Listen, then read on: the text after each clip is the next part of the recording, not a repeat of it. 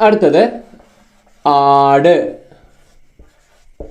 തമിഴിൽ ആട് എന്ന് തന്നെയാണ് പറയുക.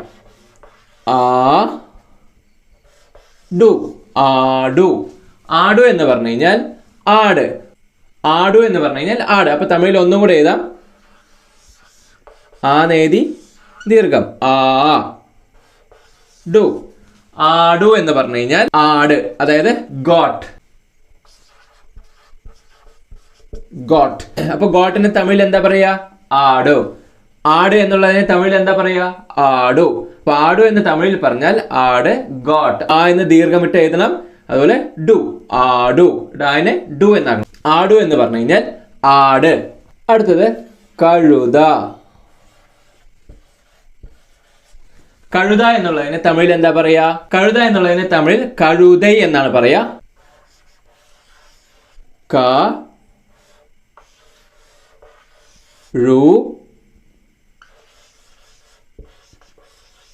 തൈ. കഴുതൈ. അപ്പൊ കഴുത എന്ന് പറഞ്ഞു കഴിഞ്ഞാൽ കഴുത. ഒന്നുകൂടെ എഴുതാം. ക ഴു തൈ.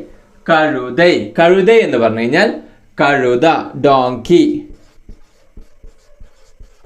അപ്പൊ ഡോങ്കി എന്നുള്ളതിന് തമിഴിൽ എന്താ പറയാ? കഴുതൈ. കഴുതന് തമിഴിൽ എന്താ പറയാ? കഴുതൈ. കഴുതൈ എന്ന് എങ്ങനെ എഴുതാ? ക രായ്ക്ക് ഴു എന്നാക്കി താന്റെ മുമ്പിൽ ഇരട്ട ചൊല്ലി കഴുതൈ. കഴുതൈ എന്നാണ് തമിഴിൽ കഴുതനെ പറയാ. അതിങ്ങനെയാണ് എഴുതേണ്ടത്. അടുത്തത് ഷീപ്പ്. ചെമ്മരിയാട്.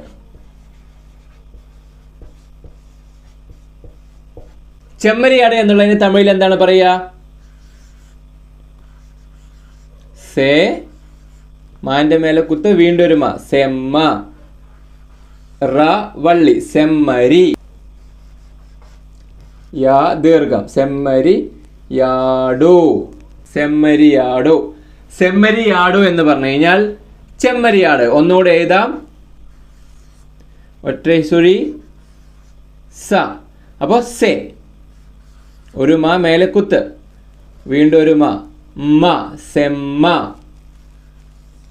രി. സെമ്മരി. റ വള്ളി. രി. യാ ദീർഘം. സെമ്മരിയാടു. സെമ്മരിയാടു. അപ്പൊ സെമ്മരിയാടു എന്ന് പറഞ്ഞു കഴിഞ്ഞാൽ ചെമ്മരിയാട്. അപ്പൊ തമിഴില് സെമ്മരിയാടു എന്ന് പറഞ്ഞാൽ എന്താ? ചെമ്മരിയാട്, ഷീപ്പ്. ഷീപ്പിന് എന്താ തമിഴിൽ പറയാ? സെമ്മരിയാടു. സെമ്മരിയാടു എന്ന് പറഞ്ഞു കഴിഞ്ഞാൽ ഷീപ്പ്, ചെമ്മരിയാട്.